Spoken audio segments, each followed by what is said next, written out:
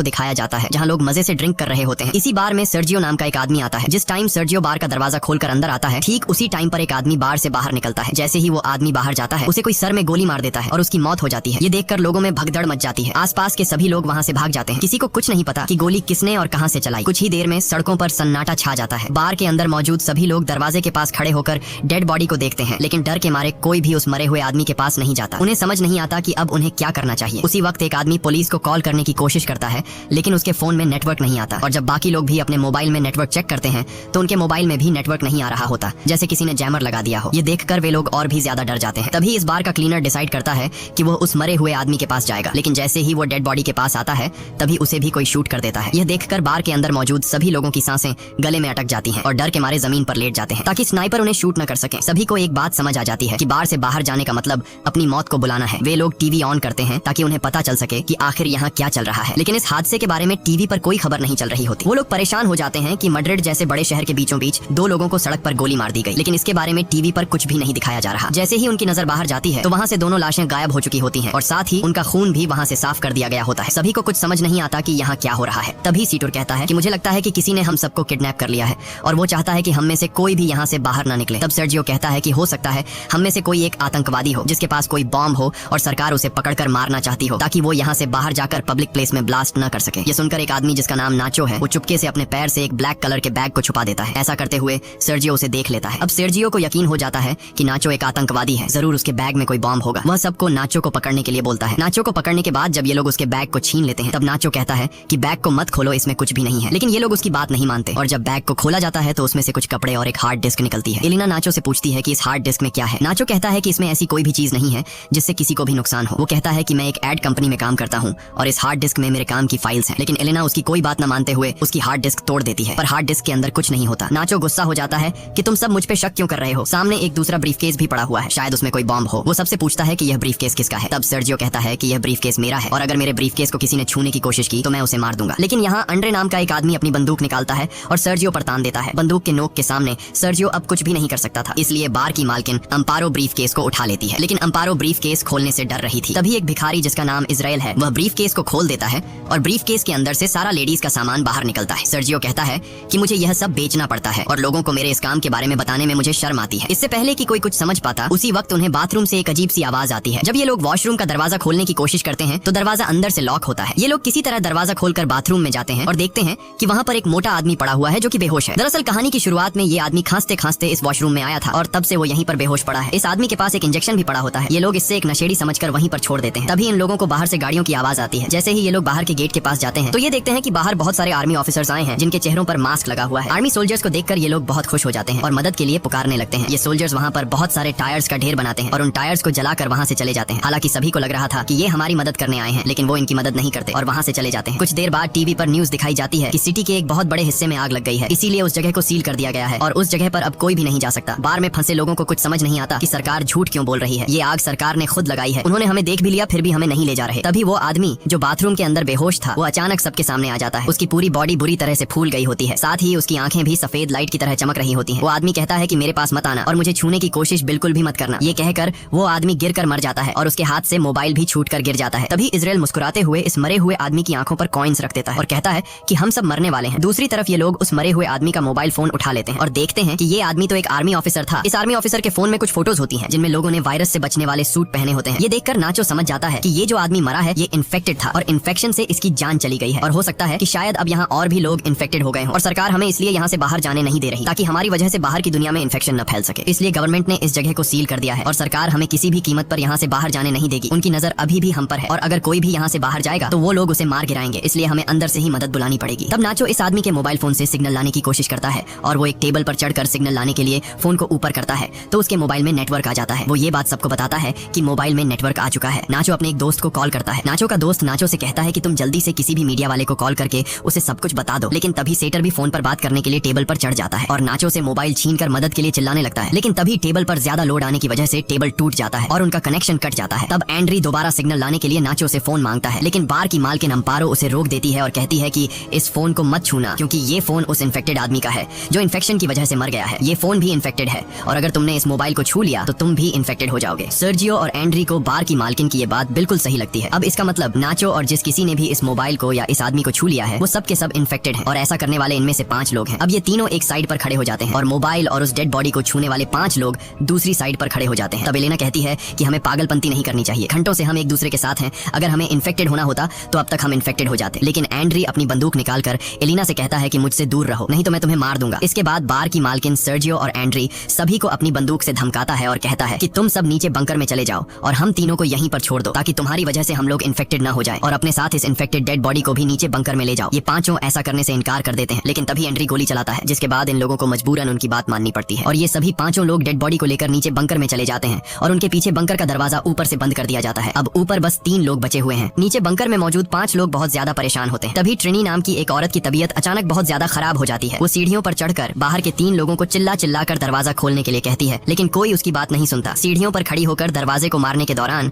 ट्रिनी का बैलेंस बिगड़ जाता है और वो नीचे गिर जाती है, लेकिन गिरते दौरान उसका पैर वहाँ पास रखे बॉटल्स के क्रेट्स पर लग जाता है, जिससे वो बॉटल्स भी नीचे गिरकर टूट जाते हैं। बॉटल्स के अंदर मौजूद पानी एक साइड पर बहने लगता है, जिससे इन 5 को अंदाजा हो जाता है कि जरूर यहाँ से नीचे बाहर जाने का कोई रास्ता है। जब ये लोग वहाँ पर पड़े गट्टों को हटाते हैं तो नीचे उन्हें एक ड्रेनेज नजर आता है। इसका मतलब ये लोग वहाँ से पानी के रास्ते से होते हुए वहाँ से बाहर निकल सकते हैं। अब ये लोग सोचते हैं कि यहाँ से बाहर जाएगा कौन। तभी इजराइल ड्रेनेज के जाली को हटा देता है और वो ड्रेनेज के अंदर से होकर यहाँ से बाहर निकलने का फैसला करता है, लेकिन इस ड्रेनेज का रास्ता बहुत तंग था, इसलिए इजराइल अपनी पूरी बॉडी पर ऑयल लगाता है और इस ड्रेनेज से नीचे जाने की कोशिश करता है, लेकिन ड्रेनेज का छेद बहुत ही छोटा था जिससे वो नीचे नहीं जा पा रहा था और इजराइल छेद में फंस जाता है। तभी अचानक इन लोगों को गोलियों के चलने की आवाज आती है और उन्हें ऊपर मौजूद 3 लोगों की चिल्लाने की आवाजें आती हैं। आवाजें सुनकर ये लोग बहुत ज्यादा घबरा जाते हैं। फिर उन्हें ऊपर बार में धुआं दिखाई देता है, जिसे देखकर ये लोग समझ जाते हैं कि ऊपर जो 3 लोग थे उन्हें किसी ने मारकर पूरे बार को आग लगा दी है। तब ट्रिनी ऊपर लोगों की स्थिति देखने के लिए ऊपर जाकर बंकर के दरवाजे को खोलने की कोशिश करती है, लेकिन बंकर का दरवाजा बहुत ज्यादा गर्म होता है, इसलिए ट्रिनी के छूते ही उसके हाथ जल जाते हैं और वो चिल्ला पड़ती है, जिसके बाद ये लोग ट्रिनी के हाथों पर पट्टी कर देते हैं,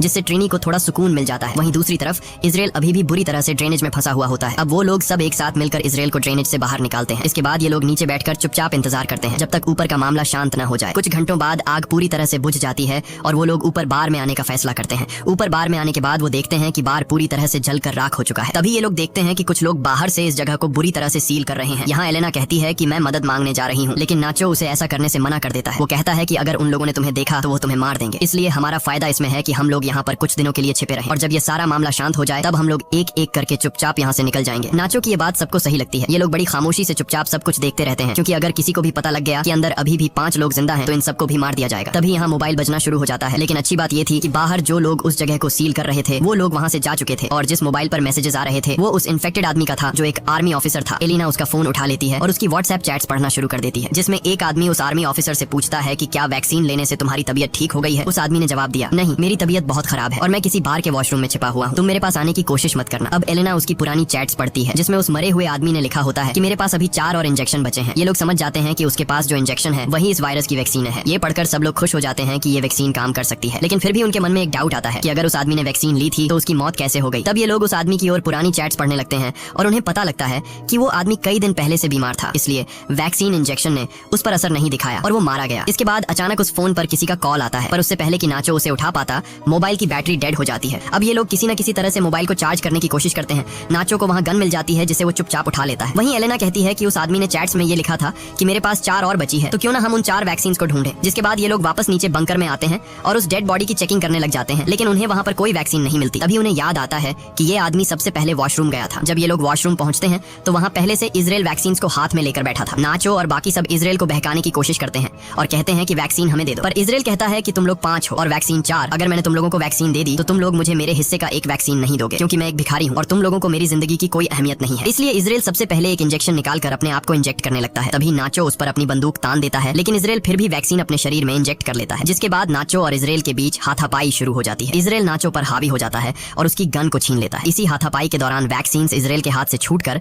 नीचे बंकर में गिर जाती है। ट्रिनी जल्दी से बंकर में जाकर वैक्सीन को उठा लेती है। वैक्सीन को हाथों में लेकर वो बहुत खुश होती है, लेकिन उसके हाथ पर पटिया होने की वजह से वह वैक्सीन को सही से पकड़ नहीं पाती और तभी उसके हाथ से वैक्सीन छूट जाती है और नीचे नाले में गिर जाती है। अब ये लोग दोबारा परेशान हो जाते हैं और सोचते हैं कि हम में से किसी न किसी को तो नीचे जाना पड़ेगा। इन सब में से एलेना सबसे पतली होती है, इसलिए ये लोग उससे पूछते हैं कि क्या तुम अंदर जाकर उन वैक्सीन को ला सकती हो। पहले तो एलेना मना कर देती है, लेकिन फिर बाद में वह मान जाती है। जिसके बाद एलेना की बॉडी पर ऑयल लगाया जाता है और उसे उस छोटे से छेद के अंदर जबरदस्ती धकेलने लगते हैं। बड़ी ही मशक्कत के बाद वो नीचे नाले में गिर जाती है। काफी देर तक नाले के पानी में ढूंढने के बाद आखिरकार एलेना को वैक्सीन मिल जाती है और वह पानी से बाहर आ जाती है। तभी नाचो एलेना की तरफ नीचे एक तार फेंकता है और नाचो उससे कहता है कि तुम वैक्सीन को इस तार से बांध लो और फिर मैं इन वैक्सीन वैक्सीन को ऊपर ले आऊंगा। लेकिन एलेना साफ साफ मना कर देती है क्योंकि वो जानती है ऊपर 3 लोग हैं और वैक्सीन भी सिर्फ 3 ही बची है। वह कहती है कि अगर मैंने तुम लोगों को वैक्सीन दे दी तो तुम लोग वैक्सीन का इस्तेमाल कर लोगे और मुझे बिना वैक्सीन के यहीं पर छोड़ दोगे। एलेना सबसे कहती है कि अगर तुम्हें वैक्सीन चाहिए तो तुम लोगों को नीचे आना पड़ेगा। मैं अभी इस वैक्सीन का इस्तेमाल नहीं करूंगी और अपने पास संभाल कर रखूंगी।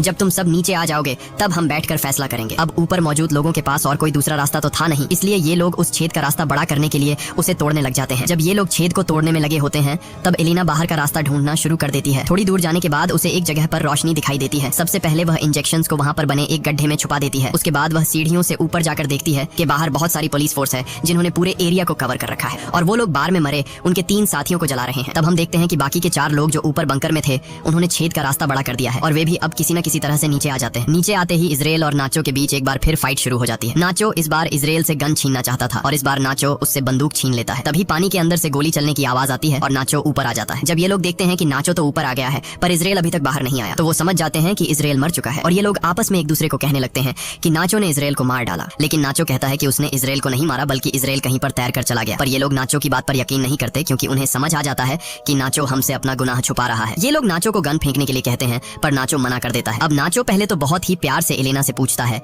कि वैक्सीन कहाँ है, लेकिन जब एलेना नहीं बताती तो नाचो सीतुर को गन पॉइंट पर ले लेता है और एलेना को वैक्सीन देने के लिए कहता है। अब यहाँ नाचो कहता है कि हमारे पास 3 वैक्सीन है और अगर मैं सितुर को मार दूं तो हम आसानी से एक दूसरे के साथ वैक्सीन बांट लेंगे। लेकिन एलेना ऐसा करने से मना कर देती है। वो कहती है कि सितुर को मत मारना, मैं तुम्हें वैक्सीन देने के लिए तैयार हूँ। इसके बाद एलेना इनको बाहर की तरफ ले जाती है जहाँ उसने वैक्सीन छिपा रखी थी। धीरे धीरे ये लोग आगे बढ़ते रहते हैं। नाचो और एलेना आगे चलते हैं जबकि सितुर और ट्रिनी उनके पीछे चलते हैं। तभी सितुर पानी में गिर जाता है और ट्रिनी जैसे तैसे करके अपनी जान पर खेलकर सितुर को बचा लेती है। ट्रिनी यहाँ सबसे कहती है कि हम चारों में से एक ना एक को तो वैसे भी मरना है। मैं तुम लोगों में से उम्र में सबसे बड़ी हूँ और मैं अपनी जिंदगी जी चुकी हूँ, इसलिए वो नाचो से कहती है कि तुम मुझे गोली मार दो ताकि तुम सब आसानी से एक दूसरे के साथ वैक्सीन बांट सको और तुम्हारी जान बच जाए। काफी देर तक सोचने के बाद नाचो ट्रिनी पर बंदूक तान देता है लेकिन वो गोली नहीं चला पाता, जिसके बाद ट्रिनी नाचो से गन लेकर यहाँ से थोड़ी दूर जाकर अपने आप को गोली मार लेती है। अब सिर्फ 3 लोग बचे थे और उनके पास इंजेक्शन भी 3 ही थे, इसलिए सब एक एक इंजेक्शन ले लेते हैं। इसी बीच उन लोगों को उस जगह से आवाजें आने लगती हैं जहाँ पर ट्रिनी ने खुद को मार डाला था। ये लोग जब उस जगह पर जाते हैं तो देखते हैं कि ट्रिनी की आंखों पर किसी ने कॉइन्स रखे हैं और ये देखकर ये लोग समझ जाते हैं कि ये काम किसी और का नहीं बल्कि इजराइल का है क्योंकि इजराइल ऐसा करता है। और तभी पीछे से इजराइल सितुर पर हमला करके उसे जान से मार देता है। इजराइल बहुत ज्यादा गुस्से में था और वह नाचो और एलेना की जान के पीछे पड़ जाता है। तभी नाचो और एलेना को सामने सीढ़ियां दिखाई देती हैं। ये दोनों तेजी से सीढ़ियों की तरफ भागते हैं और इजराइल से खुद को बचाने के लिए सीढ़ियों पर चढ़ने लगते हैं। पर तभी एलेना के पास जो इंजेक्शन होता है वो उसके हाथ से छूटकर नीचे गिर जाता है। अब क्योंकि इजराइल भी उनको मारने के लिए उनके पीछे सीढ़ियों पर चढ़ रहा था, इसलिए अब एलेना इंजेक्शन उठाने के लिए वापस नहीं जा सकती थी क्योंकि अगर वह नीचे जाती तो इजराइल उसे मार देता। तभी इजराइल नाचो को पैर से पकड़ लेता है। तब नाचो को एहसास हो जाता है कि वह बाहर नहीं जा पाएगा, इसलिए अपना वैक्सीन एलेना को पकड़ा देता है और उसे कहता है कि अपना ख्याल रखना। तभी इजराइल नाचो को पैर से पकड़कर नीचे जोर से खींच लेता है जिससे ये दोनों नीचे गिर जाते हैं और उनकी मौत हो जाती है। तब एलेना नाचो का दिया हुआ वैक्सीन खुद में इंजेक्ट करती है और ऊपर ड्रेनेज का ढक्कन खोलकर बाहर निकल आती है। बाहर निकलते ही उसे बहुत सारे लोग दिखाई देते हैं और वह देखती है कि सरकार ने यहाँ से आगे का पूरा इलाका सील कर दिया है। तभी एक औरत अपना जैकेट निकालकर एलेना को पहना देती है और एलेना लोगों में घुल मिल जाती है। इस कहानी में कुछ बेगुनाह लोग भी मारे जाते हैं लेकिन गवर्नमेंट को यह कदम मजबूरी में उठाना पड़ा क्योंकि अगर ये लोग बिना वैक्सीन के लोगों में घुल मिल जाते तो यह वायरस पूरी दुनिया में फैल सकता था। इसलिए गवर्नमेंट को अपनी कंट्री के पब्लिक की सेफ्टी के लिए यह कदम उठाना पड़ा। इसी के साथ ये कहानी खत्म हो जाती है। अगर